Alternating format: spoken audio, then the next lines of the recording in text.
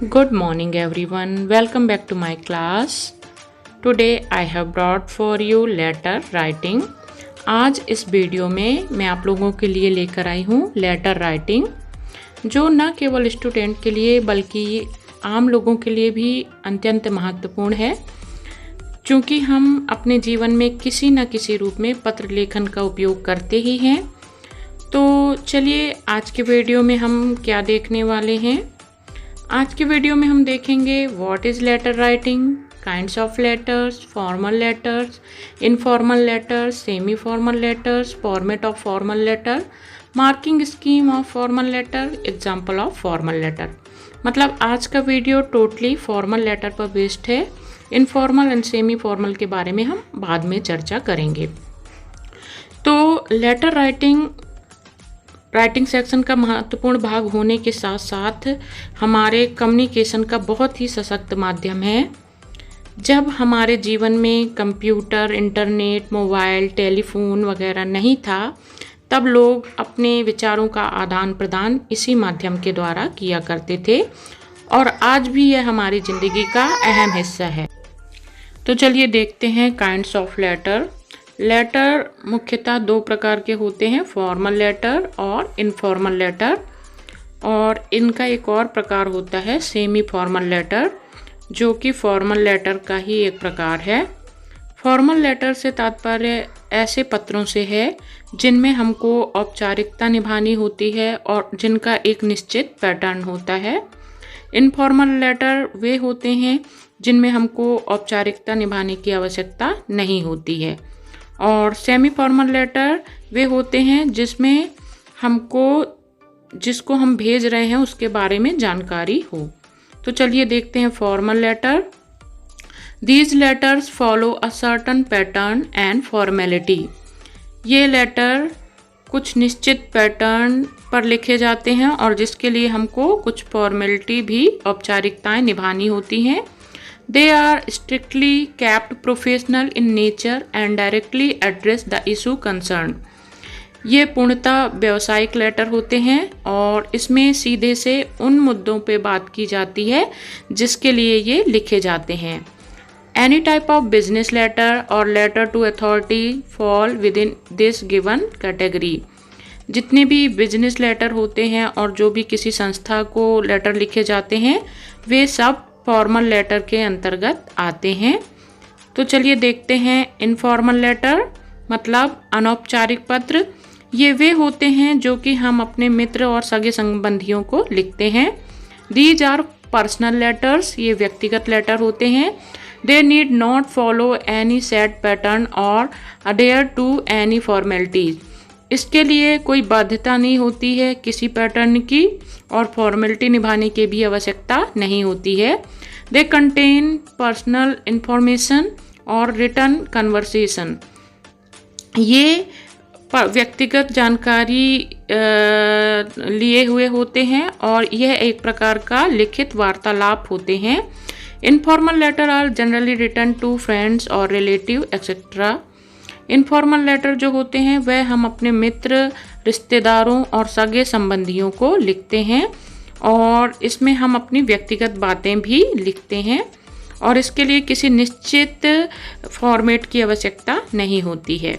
चलिए अब देखते हैं सेमी फॉर्मल लेटर को। Semi formal letter is written to someone that you know by name and with whom you have a professional और business relationship. ये formal letter का ही प्रकार है, लेकिन इनमें अंतर क्या होती है। इसमें हम पत्र पाने वाले को व्यक्तिगत रूप से जानते हैं। For instance your teacher and landlord etcetera. जो पत्र हम अपने टीचर और लैंडलॉर्ड मतलब मकान मालिक को लिखते हैं ये सभी सेमी फॉर्मल लेटर के अंतर्गत आते हैं। मतलब जिसको हम पत्र भेज रहे हैं उसकी व्यक्तिगत जानकारी हो, उसका नाम पता हो, तो ऐसे लेटर को हम सेमी फॉर्मल लेटर की कैटेगरी में रख सकते हैं। जैसा कि मैंने पहले बताया कि इस वीडियो में हम ब्रीफली डिस्कस करने वाले हैं फॉर्मल लेटर के बारे में। तो चलिए देखते हैं फॉर्मेट फॉर फॉर्मल लेटर कि फॉर्मल लेटर को किस फॉर्मेट में लिखा जाता है। इसके लिए हमको भेजने वाले का पता फुल पोस्टल एड्रेस के साथ सबसे ऊपर बाएं साइड लिखना होता है। इसमें हम कॉलोनी का नाम, इसके बाद डिस्ट्रिक्ट का नाम और स्टेट का नाम लिखते हैं। उसके बाद हम डेट लिखते हैं। डेट को हमको ऑर्डिनल नंबर में लिखना होता है और हम इसमें नंबर और अल्फ़ाबेट दोनों शामिल करते हैं। इसके बाद हम जिसको भेजने वाले हैं लेटर, उसका नाम और पोजीशन लिखते हैं। जैसे कि मान लीजिए हम प्रिंसिपल को लिख रहे हैं तो हम टू द प्रिंसिपल, और अभी हम द प्रिंसिपल लिखते हैं। इसके बाद प्रिंसिपल का ऑफिस कौन सा है, स्कूल, तो हम फिर स्कूल का नाम लिखते हैं। यदि हम कलेक्टर को लिख रहे हैं तो the collector, collector office. SP को लिख रहे हैं तो the SP, SP office. Post master को लिख रहे हैं तो the post master, head post office. इस प्रकार हम लिखते हैं। इसके बाद हम सब्जेक्ट ऑफ द लेटर लिखते हैं कि हम किस पर्पस से उस लेटर को लिख रहे हैं। इसके बाद सैल्यूटेशन आता है जिसमें हम डियर सर या मैडम लिखते हैं। इसके बाद हम बॉडी ऑफ द लेटर शुरू करते हैं जो कि वेल ऑर्गेनाइज्ड पैराग्राफ में लिखी जाती है। इसमें हम इसको 3 पैराग्राफ में डिवाइड कर लेते हैं। सबसे पहले हम अपना पता, अपने बारे में जानकारी देते हैं।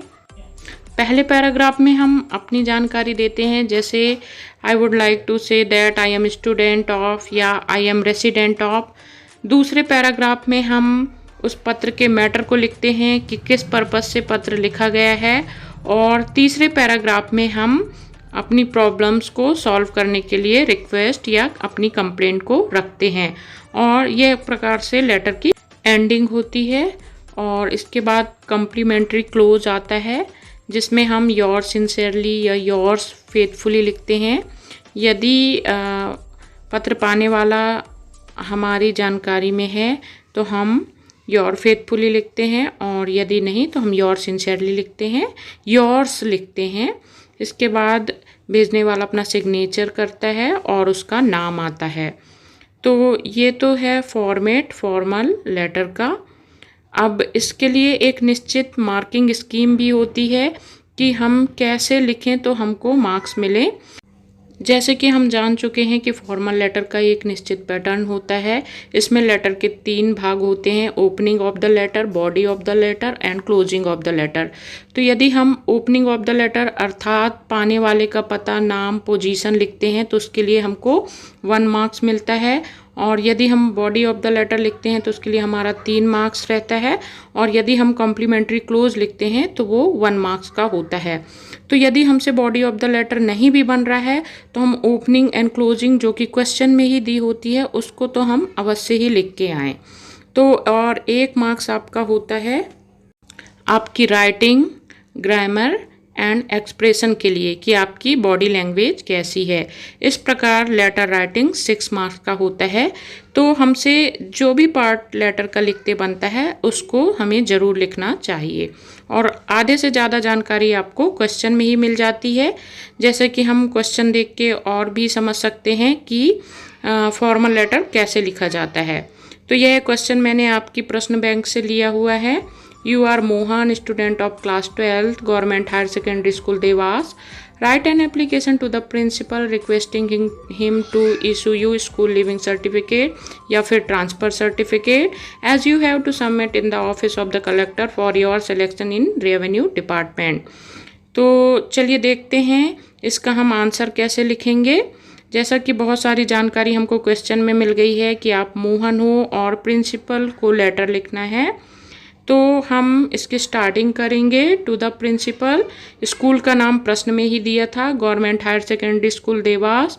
फिर हमारा सब्जेक्ट क्या था, जो भी सब्जेक्ट हो हम एन एप्लीकेशन फॉर या रिगार्डिंग करके लिख सकते हैं। जैसा कि इसमें दिया था स्कूल लिविंग सर्टिफिकेट, हम चाहें तो टीसी और कैरेक्टर सर्टिफिकेट के लिए भी इसी पैटर्न को फॉलो कर सकते हैं।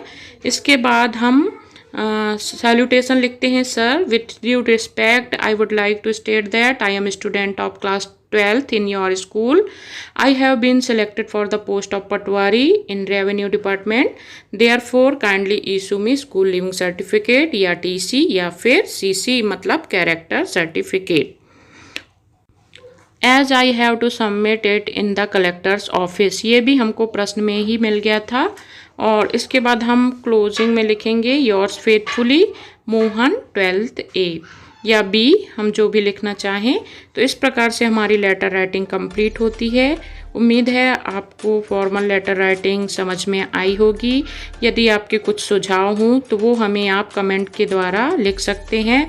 और यदि आप चाहते हैं कि इंग्लिश के किसी भी टॉपिक पे आपको जानकारी चाहिए तो वो भी आप कमेंट के द्वारा हमको लिख के बता सकते हैं।